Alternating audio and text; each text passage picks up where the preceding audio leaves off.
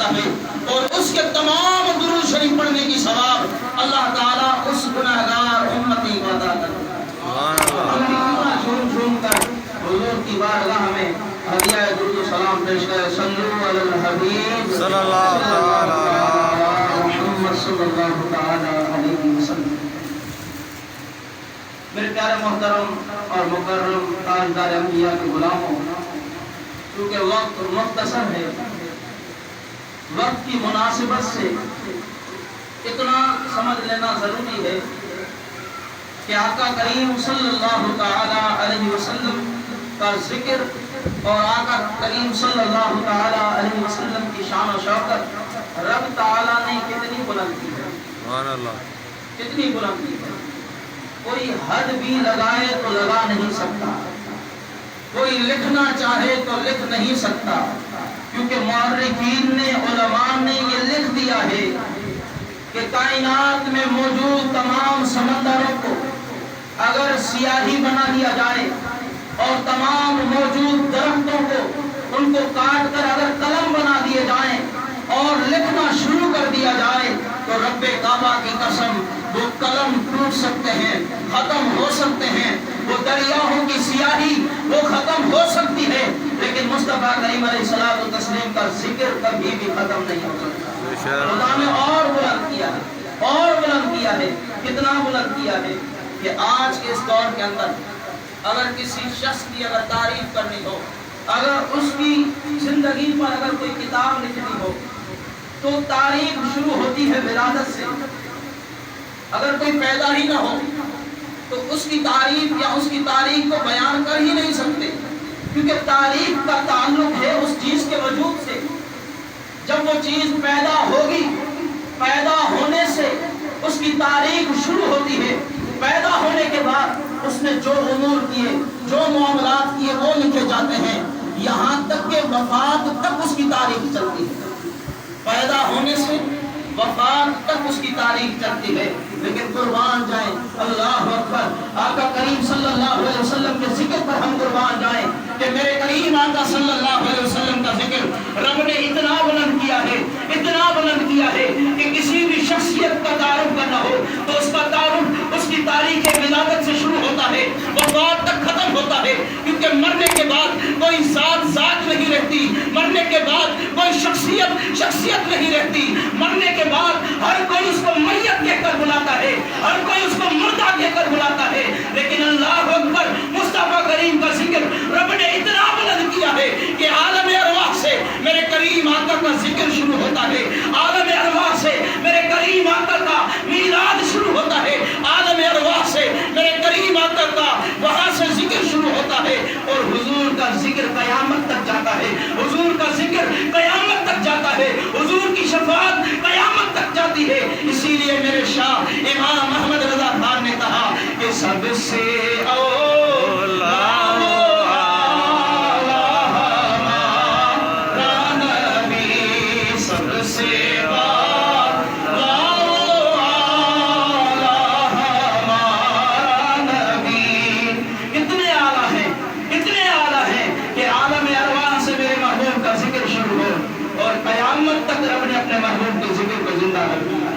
قیامت تک زندہ رکھا ہے۔ اسی لیے سرکار اعلیٰ حضرت فرماتے ہیں خلق سے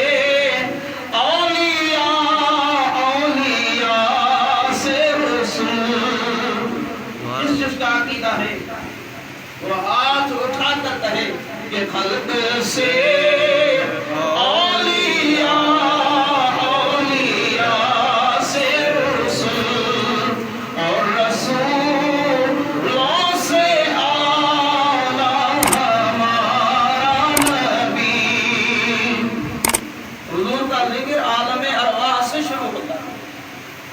کس طرح شروع ہوتا ہے۔ آج ہم نے یہ محفل میلاد سجائی ہے، ہمیں یہ جلسے رکھنے کا، یہ محافل کو سجانے کا، یہ لائٹنگ کا انتظام کرنا، یہ ساؤنڈ چلانا، نعت خوانوں کو بلانا اور حضور کی نعتیں پڑھنا، یہ کس نے سکھایا؟ یہ ہم سنیوں نے اپنی طرف سے نہیں بنایا ہوا۔ یہ میرے محبوب کی محافل کو سجانا، آج یاد رکھ لیں وہ لوگ جو میرے محبوب کو نہیں مانتے، جو جلسوں کو نہیں مانتے، جہاں اللہ کے محبوب کا ذکر کیا جاتا ہو، رب کے محبوب کے صحابہ کا تذکرہ کیا جاتا ہو، رب کے محبوب کی آل و اصحاب کا ذکر خیر کیا جاتا ہو، جو چڑھتے ہیں محافل سے، وہ یاد رکھیں کہ رب تعالیٰ نے سب سے پہلے عالم ارواح میں 2 عظیم جلسے کیے۔ کتنے جلسے کیے؟ 2 عظیم جلسے کیے۔ وقت مختصر ہے، میرے ساتھ اگر مل کر آپ کہیں گے تو انشاءاللہ وقت گزرتا جائے گا۔ رب نے کتنے جلسے کیے؟ 2 عظیم جلسے کیے۔ پہلا جلسہ قربان جائیں آقا کی امت پر اور اپنی قسمت پر قربان جائیں۔ قرآن کہتا ہے پہلا جلسہ یہ تھا کہ جس میں شریک میں بھی تھا اور آپ بھی، جس میں شریک ہر انسان تھا، ہر امتی اس جلسے کے اندر شریک تھا، اور میرے رب نے فرمایا الست بربکم، ایک کائنات میں رہنے والے انسانوں، تمہیں میں زندگی دوں گا، تمہیں میں اولاد دوں گا، تمہیں میں دنیا کے اندر اپنی نعمتوں سے نوازوں گا۔ بتاؤ الست بربکم، کیا میں تمہارا رب ہوں کہ نہیں؟ قالوا بلا، سب کہیں گے مولا ہم تو مانتے ہیں تو ہی رازق ہے، تو ہی ہمیں رزق دینے والا ہے، تو ہی زندگی دینے والا، تو ہی موت دینے والا ہے، وحدہ لا شریک لہ، تیرا کوئی شریک نہیں، تو عبادت میں یکتا، تو معبود پر حق ہے۔ مولا ہم تو مانتے ہیں کہ تیری توحید پر حق ہے، ہم تو پڑھتے ہیں لا الہ الا اللہ، ہم تو مانتے ہیں کہ تیرے سوا عبادت کے لائق کوئی نہیں، تیرے سوا معبود پر حق کوئی نہیں۔ اتنا کہنا تھا، رب نے پہلا جلسہ ختم کر دیا، پہلا جلسہ ختم کر دیا۔ اب دوسرا جلسہ، پہلا جلسہ آپ بھی تھے، میں بھی تھا، کائنات میں رہنے والا ہر شخص تھا، ہر شخص کے سامنے میرے رب نے کہا میری توحید کو مانتے ہو یا نہیں؟ سب نے کہا مولا مانتے ہیں۔ قرآن کہتا ہے کہ میں نہیں کہتا۔ پھر دوسرا جلسہ جو رب نے سجایا، دوسری جو محفل سجی، یہ بات سننے کے لائق ہے ان لوگوں کے لیے، ان عاشقوں کے لیے، ان دیوانوں کے لیے، ان محبوب کے پروانوں کے لیے جو جھوم جھوم کر میرے محبوب کا جشن ولادت مناتے ہیں کہ آج سے کئی صدیاں پہلے، کائنات بننے سے پہلے، عالم ارواح میں میرے محبوب کے آنے کی خوشخبری، میرے محبوب کی ولادت کی باتیں، میرے محبوب کے میلاد کی باتیں، میرے محبوب کے ذکر کی باتیں، اور رب نے عالم ارواح میں جلسہ کیا۔ اس جلسے میں شریک انبیاء تھے، اس جلسے میں شریک رب کے نوری جماعت فرشتے تھے، اور میرے رب نے اس دوسرے جلسے میں جو خطاب کیا وَإِذَا أَخَذَ اللَّهُ مِيثَاقَ النَّبِيِّينَ، میرے رب نے سب سے پہلے انبیاء سے وعدہ کیا۔ دوسرا جلسہ تھا، دوسرے جلسے میں تمام انبیاء حاضر ہوئے، تمام انبیاء کی جماعت سے میرے رب نے وعدہ کیا۔ وَإِذَا أَخَذَ اللَّهُ مِيثَاقَ النَّبِيِّينَ لَمَا آتَيْنَاكُم مِّن كِتَابٍ وَحِكْمَةٍ، رب تعالیٰ نے تمام نبیوں کے سامنے خطاب کیا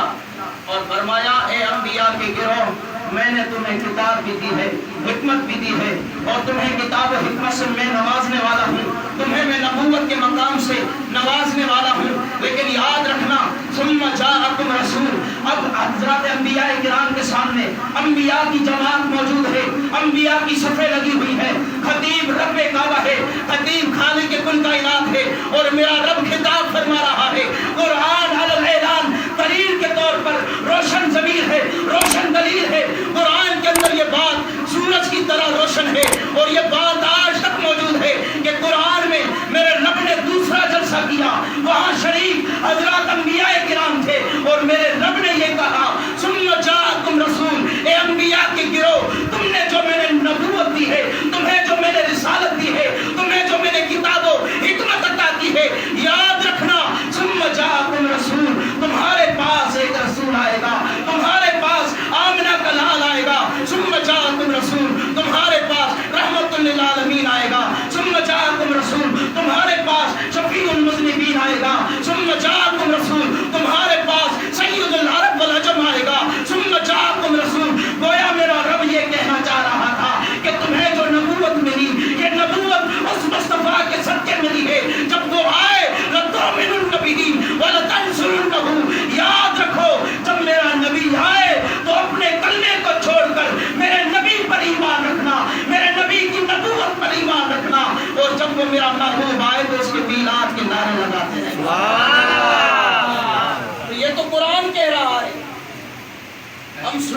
جلسے کرتے ہی نہیں. اگر قرآن کے اندر یہ بات نہ ہوتی تو ہم سنی جو جلسے کرتے ہیں، جو محبوب کا ہم ذکر کرتے ہیں، ہماری تمام عقائد کو اٹھا کر دیکھ لیں، الحمدللہ اہل سنت کا ہر نظریہ آپ کو قرآن سے ملے گا. کیونکہ اہل سنت وہ پاک جماعت ہے کہ جس جماعت کے رہبر رہنما صحابہ ہیں، جس جماعت کے مرشد صحابہ ہیں، اور صحابہ نے اہل سنت کی تربیت محبوب مصطفیٰ کریم علیہ الصلوۃ والتسلیم کی سنت کے مطابق کی. ہم اہل سنت کوئی ایسے نہیں ہے، ہم اپنی طرف سے کوئی عقیدہ نہیں بناتے. میں نے قرآن کی 2 آیتیں پڑھی اور دونوں آیتوں میں سے 2 جلسے ثابت کیے. پہلا جلسہ رب کی توحید کا تھا، دوسرا جلسہ محبوب کی رسالت کا تھا. ہم توحید کو بھی مانتے ہیں، محبوب کی رسالت کو بھی مانتے ہیں. ہم ان دونوں ذکر کو جدا نہیں سمجھتے، کیونکہ رب نے خود اپنے محبوب کے ذکر کو بلند کر دیا ہے. اور سید اعلیٰ حضرت الشاہ امام احمد رضا خان فاضل بریلوی رحمۃ اللہ علیہ عرض کرتے ہیں، وَرَفَعْنَا لَكَ ذِكْرَكَ کا ہے سایہ تجھ پر، ذکر اونچا ہے بول ہے بالا تیرا، فرش والے تیری شوکت کا وہ کیا جانے، خسروا عرش پہ اڑتا ہے پریرا تیرا. اور ہم تو آج تک کہتے ہیں، قیامت تک کہتے رہیں گے، وہ جو نہ تھے تو کچھ بھی نہ تھا، وہ جو نہ ہو تو کچھ بھی نہ ہو، جان ہے وہ جہان کی اور جان ہے تو جہان ہے. حضور آئے تو ہم آئے، حضور کے صدقے ہمیں زندگی ملی، حضور کے صدقے ہمیں زبانیں ملی. دہن میں زبان تمہارے لیے، بدن میں ہے جان تمہارے لیے، یا رسول اللہ زمین و زمان تمہارے لیے، مکین و مکان تمہارے لیے، چنین و چنا تمہارے لیے، بدن میں ہے جان تمہارے لیے. اور ہم تو یہ کہتے ہیں ہم آئے یہاں تمہارے لیے. اور یا رسول اللہ بروز محشر ان غلاموں کو جو امید ہے، ان غلاموں کا جو آسرا ہے، ان غلاموں کو جو تمنا ہے، یا رسول اللہ بروز محشر بھی آپ کی شفاعت کی امید ہے. ہم آئے یہاں تمہارے لیے. اور یا رسول اللہ اٹھے بھی وہاں، اٹھے بھی وہاں، اٹھے بھی وہاں جس کو میرے محبوب کی شفاعت کی امید ہو، وہ ہاتھ اٹھا کر کہے ہم آئے یہاں، ہم آئے یہاں، اٹھے بھی وہاں. یا رسول اللہ ہر چیز تمہارے لیے، یا رسول اللہ پوری دنیا تمہارے لیے، کیونکہ لولاک کا صحرا آپ کے سر اقدس پر سجایا گیا. یا رسول اللہ آپ نہ آتے تو یہ زمین پیدا نہ کی جاتی. یہاں تک کہ میرے رب نے فرمایا لولاک لما خلقت الدنیا واہلہا، اے میرے محبوب اگر آپ کی ذات نہ ہوتی نہ دنیا پیدا کرتا نہ دنیا والے میں پیدا کرتا. سبحان اللہ. لولاک لما خلقت الجنت والنار، اے میرے محبوب اگر آپ نہ ہوتے تو جنت و جہنم بھی پیدا نہ کرتا. لولاک لما خلقت الارض والسماء، اے میرے محبوب اگر آپ کی ذات مقدسہ نہ ہوتی، زمین نہ ہوتی، آسمان نہ ہوتا، یہ فرش نہ ہوتا، وہ چھت نہ ہوتی. لولاک لما خلقت اللوح والقلم، اے میرے محبوب اگر آپ نہ ہوتے تو لوح و قلم نہ بناتا. یہاں تک کہ لولاک لما اظہرت الربوبیہ، جو توحید کی رٹ لگاتے ہیں ان کے لیے میرا پیغام ہے، جو توحید کرتے رہتے ہیں ان کے لیے یہ کان کھول کر سن لے کہ میرے رب کعبہ نے حدیث قدسی کے الفاظ ہیں، رب نے فرمایا لولاک لما اظہرت الربوبیہ، اے میرے محبوب اگر آپ کی ذات مقدسہ نہ ہوتی میں ظاہر نہ کرتا کہ رب کون ہے. میری ربوبیت کا ظہور ہوا، لوگوں کو پتا چلا خدا کی خدائی کیا ہے، رب کی ربوبیت کیا ہے، خدا کی توحید کیا ہے. اے میرے محبوب سب کا سب آپ کے صدقے ہوا، سب کا نام آپ کے صدقے ہوا ہے. تو میرے محبوب کب سے ہیں، کب سے ہیں، کب تلک ہیں، اس بات کو بھی جانیے. حضرت سیدنا عبداللہ ابن عباس رضی اللہ تعالی عنہ آپ ایک مرتبہ حضور کی بارگاہ میں عرض کرنے لگے، یا رسول اللہ صلی اللہ تعالی علیہ وآلہ وسلم اخبرنی عن اول شیء خلق اللہ قبل الاشیاء، یا رسول اللہ مجھے اس چیز کے بارے میں خبر دیں کہ اللہ تعالیٰ نے جب کائنات کے اندر کوئی چیز نہ پیدا کی تھی، سب سے پہلے جس چیز کو میرے رب نے پیدا فرمایا وہ چیز کون سی؟ حضور نے فرمایا کہ اللہ تبارک و تعالیٰ اول ما خلق اللہ نور، سب سے پہلے رب تعالیٰ نے میرے نور کو اپنے نور سے پیدا. سبحان اللہ. سب سے پہلے پھر صحابہ نے عرض کی متى وجبت لك النبوة، یا رسول اللہ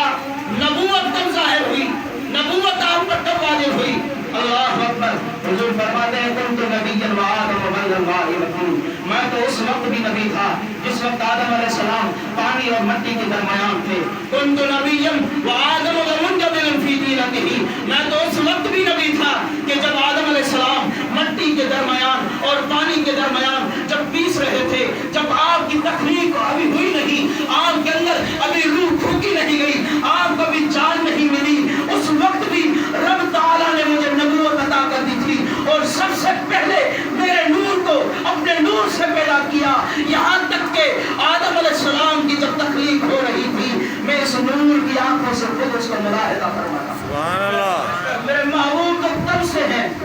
اور کب تک ہیں، کب تک ہیں؟ قرآن کہتا ہے کہ حضور خاتم النبیین ہیں اور میرے محبوب کی ختم نبوت کی سب سے عظیم جو حکمت ہے، رب تعالیٰ نے اپنے محبوب کے ذکر کو کیسا رکھا، کیسا نرالا رکھا ہے۔ اللہ اکبر، میرے محبوب خاتم النبیین بن کر آئے، تاجدار ختم نبوت بن کر آئے اور حضور صلی اللہ تعالیٰ علیہ وسلم فرماتے ہیں خلقت اولا وبعثت آخرا، میں سب سے پہلے پیدا کیا گیا اور مبعوث ہونے کے معاملے میں میں سب سے آخری نبی بن کر آیا ہوں، سب سے آخری نبی بن کر آیا ہوں اور میں خاتم النبیین ہوں، سب سے آخری نبی ہوں۔ اس کی وجہ کیا تھی کہ اللہ تعالیٰ نے پیدا سب سے پہلے کیا، پیدا سب سے پہلے کیا، سب سے پہلے پیدا کرنے کی وجہ یہ تھی تاکہ آنے والے جتنے بھی انبیاء ہیں سب نور محمد کا دیدار کریں، سب میرے محبوب کے نور کو ملاحظہ کریں، کیونکہ رب کو محبوب کے نور سے ہی دوسری کائنات بنانی تھی، رب کو محبوب کے نور سے ہی انبیاء کی جماعت بنانی تھی، رب کو محبوب کے نور سے ہی آدم کو بنانا تھا، رب کو محبوب کے نور سے ہی انبیاء کی امتیں بنانی تھی، انبیاء پر ظاہر کرنا تھا کہ آمنہ کا لال جس کے صدقے میں تم سب کو نبوت ملی ہے اس کے نور کو دیکھنا ہو، آؤ محمد صلی اللہ علیہ وسلم کا نور ظاہر، تمام انبیاء کے سامنے میرے محبوب کے نور کو ظاہر کیا گیا اور آخر میں اس لیے بھیجا، آخری نبی اس لیے بنا کر بھیجا کہ یاد رکھیں حضرت آدم علیہ السلام سب سے اول نبی، سب سے پہلے نبی حضرت آدم علیہ السلام،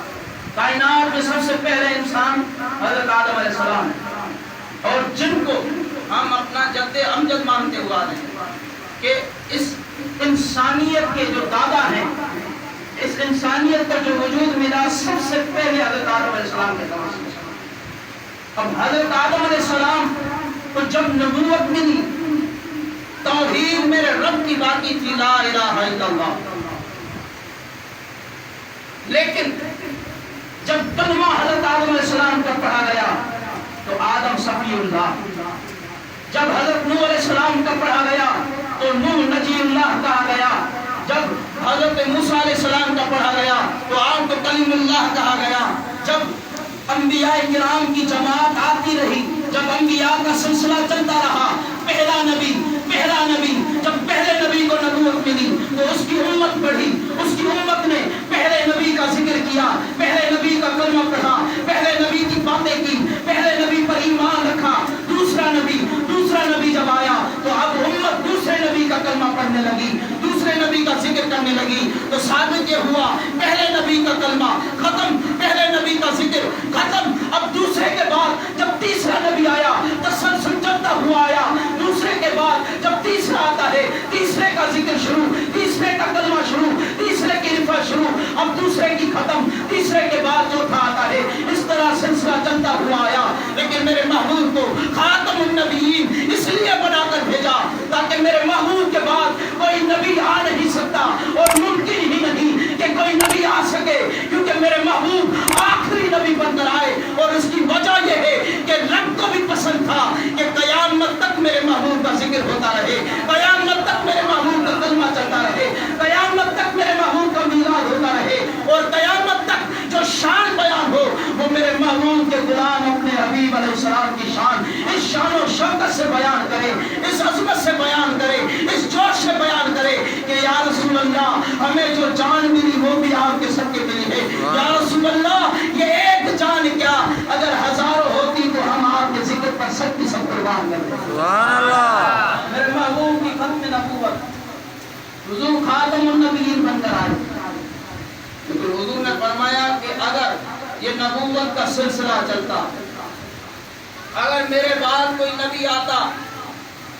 شہائے ستہ کے اندر یہ احادیث موجود ہے، حضور نے فرمایا اگر کوئی نبی آتا